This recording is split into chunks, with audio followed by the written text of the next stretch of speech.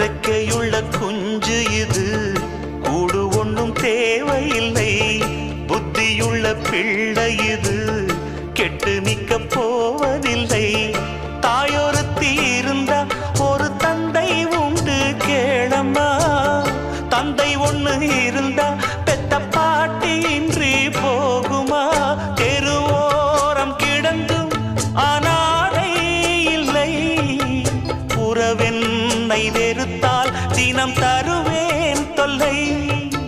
கெட்டாலும் பட்டாலும் உன் பேரன்தான்.